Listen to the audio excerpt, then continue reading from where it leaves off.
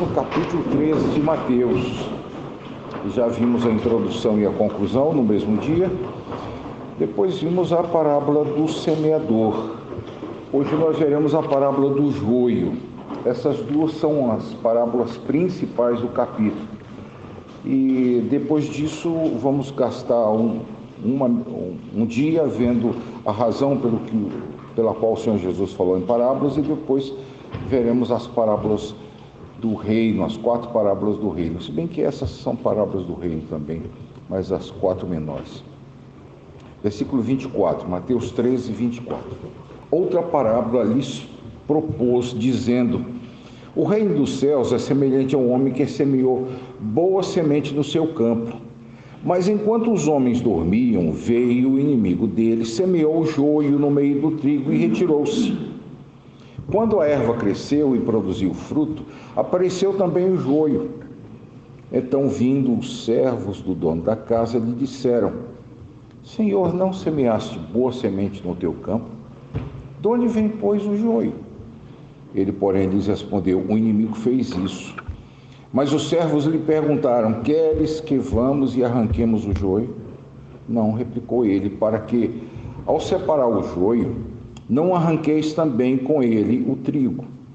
Deixai-os crescer juntos até a colheita.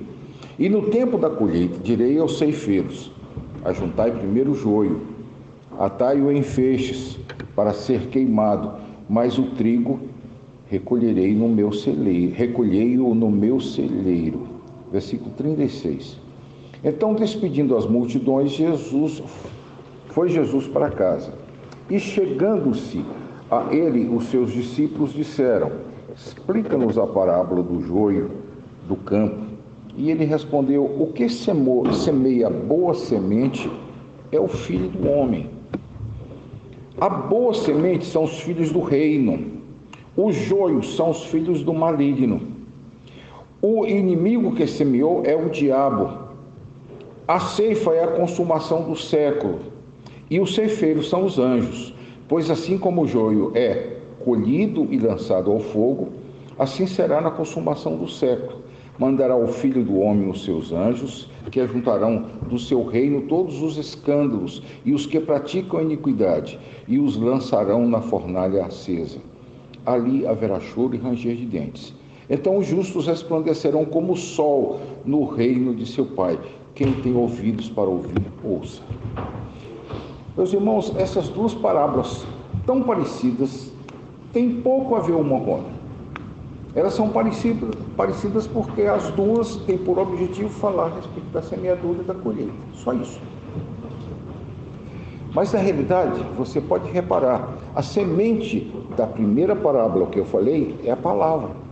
Eis que o semeador saiu a semear e jogou na beira do caminho, jogou nas pedras, jogou nos espinhos, jogou em terra boa, e ele semeia a palavra. Aqui, a boa semente são os filhos do maligno. Perdão, a boa semente são os filhos do reino. Não é a questão de plantação para ser colhido, mas é uma coisa que, aliás, a gente entende melhor quando vê o semeador. O semeador da primeira parábola, que joga em 4 lugares diferentes, parece que ele é cego. Ele está semeando a palavra.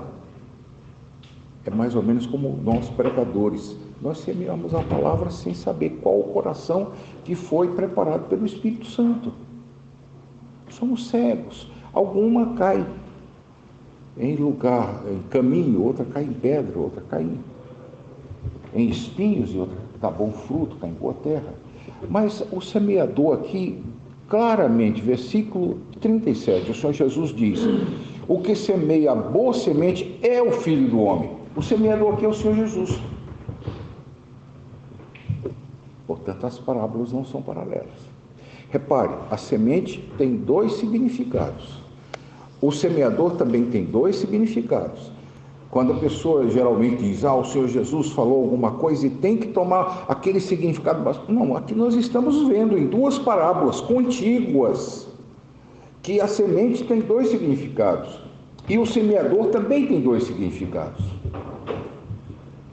Mas como é que a gente pode entender? Meus irmãos, a primeira parábola, ela ilustra a plantação do Evangelho. O que eu falei, eu estou pregando. E eu não sei em que coração. Aqui no seminário, eu espero que todos os corações sejam terra boa. É de supor isso.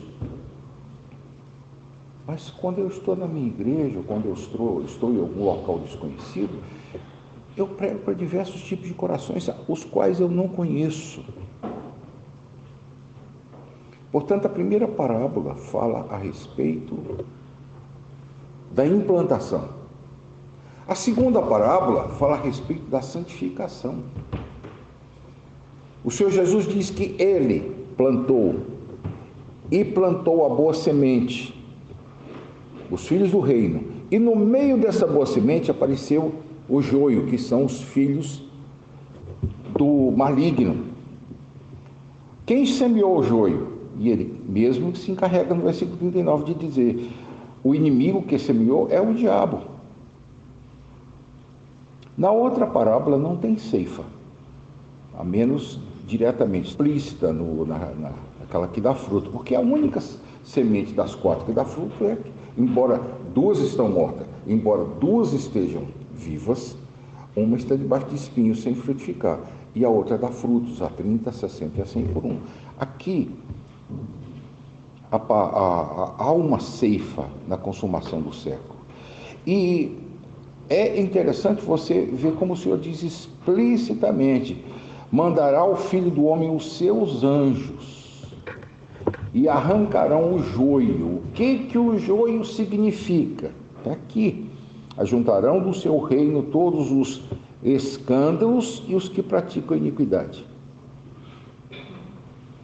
e os lançarão na fornalha acesa. Ali haverá choro e ranger de dentes. É impressionante como o pessoal esquece de que quem nos dá mais detalhes a respeito do inferno é o Senhor Jesus. Ele compara o inferno a uma fornalha acesa e diz que ali haverá choro e ranger de dentes. Exatamente por se livrar do joio, os escândalos e os que praticam iniquidade, os justos resplandecerão como o sol no reino de seu Pai. Bem, irmãos, com essas 2 parábolas eu gostaria de fincar um marco para que a gente possa entender melhor a razão pela qual o Senhor Jesus falou em parábolas. Elas são parecidas, mas elas significam coisas completamente e totalmente diferentes. Segunda coisa, muito importante no entendimento delas: o Senhor Jesus está falando do reino dos céus e ele diz: o reino dos céus é semelhante a.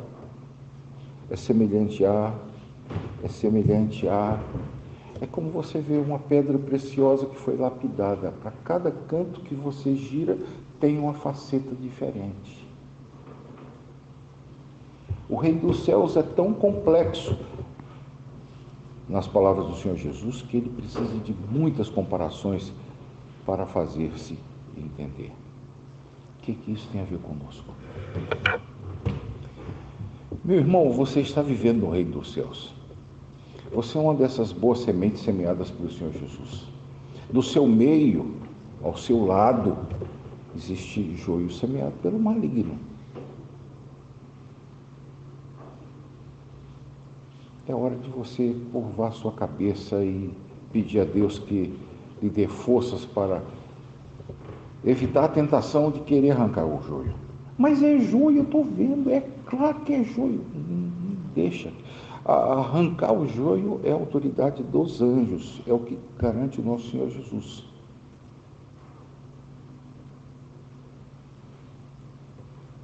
Isso não significa que não possa haver disciplina, ao contrário. Deve haver disciplina, porque a disciplina não é feita para joio, é feita para trigo.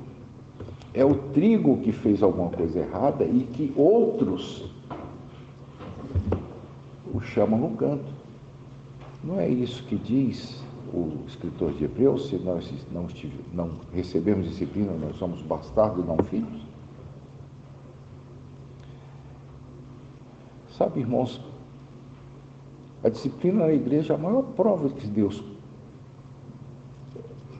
nos ama e nos corrige. Porque eu não corrijo o filho de ninguém, corrijo os meus. São meus filhos e eu corrijo. Assim como Deus nos corrige também. E o que Ele está mostrando é que, mesmo assim, com a sua proteção, tendo sido semeado por Ele, o inimigo semeia o joio do lado. Que Deus tenha misericórdia de nós e nos ajude a entender essas pequenas facetas do reino de Deus que nos acompanharão durante todo o nosso ministério.